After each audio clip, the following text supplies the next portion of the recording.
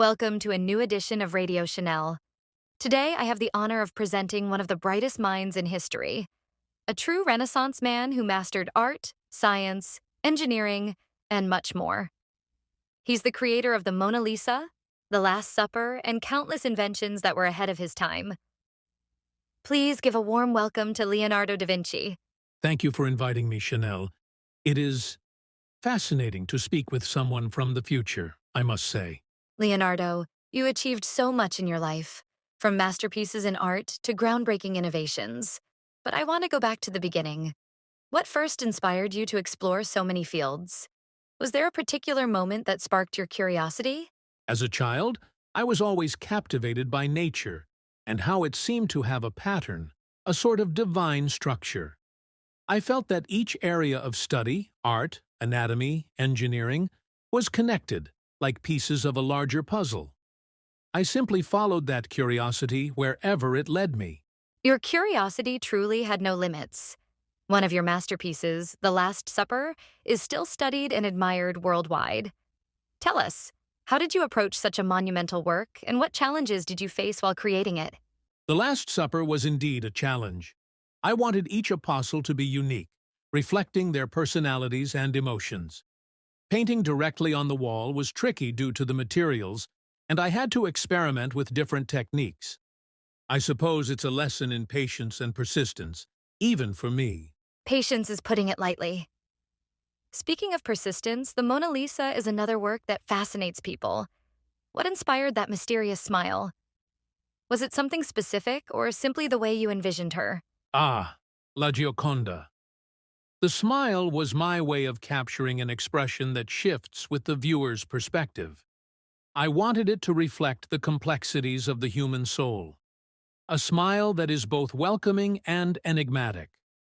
For me, it shows how beauty and mystery often go hand in hand. We know you were also deeply involved in science. From anatomy to flying machines, you designed so many things ahead of your time. Do you think people of your era truly understood you? I must say, many of my ideas were puzzling to others. In a way, I was limited by the barriers of my time. But I believe true understanding isn't necessary for innovation. We simply plant seeds and trust they will grow in due course. And now, the moment everyone's been waiting for. Gossip and controversies. The real reason everyone tunes in. Because who wants to hear about flying machines when we can delve into the most curious details of Leonardo's life? I did not expect gossip. Oh, we all know there's more to you than just art and science, Leonardo. Let's talk about that time when you and Sandro Botticelli tried your hand at cooking. Apparently, you two were quite the culinary duo. Yes. Sandro and I had a brief foray into gastronomy. We had the idea of creating a restaurant that combined art and cuisine. But our recipes were, let's say, too ambitious for the time. People just weren't ready for it. Let's say Sandro and I had as many culinary disasters as we did masterpieces. That sounds like a Renaissance-worthy experiment. Speaking of rivalries, there's the famous tension between you and Michelangelo. People say it was more than just artistic competition.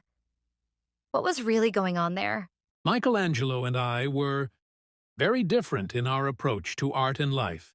He was intense, very focused on showing the power of the human body. I, on the other hand, preferred a subtler approach, exploring expressions and harmony. I suppose our rivalry was inevitable, but it also pushed both of us to new heights. Without competition, perhaps we wouldn't have achieved as much. How diplomatic, but I bet there's more to that story. Come on, admit it. I imagine the tension was palpable every time you two were in the same room. Maybe even a dramatic exit or two. Oh, Chanel, there may have been some less dignified moments. But let's leave a few mysteries unsolved, shall we? Always leaving us in suspense. Very much like you, Leonardo. Now, before we finish, I'd love to know what advice you'd give to future generations, especially those who aspire to master multiple fields as you did. I would tell them to keep their curiosity alive and not limit their minds. Seek knowledge everywhere, and remember that art and science are merely two sides of the same coin. Pursue what fascinates you even if others don't understand it. What wise words. Thank you, Leonardo. It has been an honor to have you on Radio Chanel. Your legacy continues to inspire millions. And well, dear fans, that's all for today.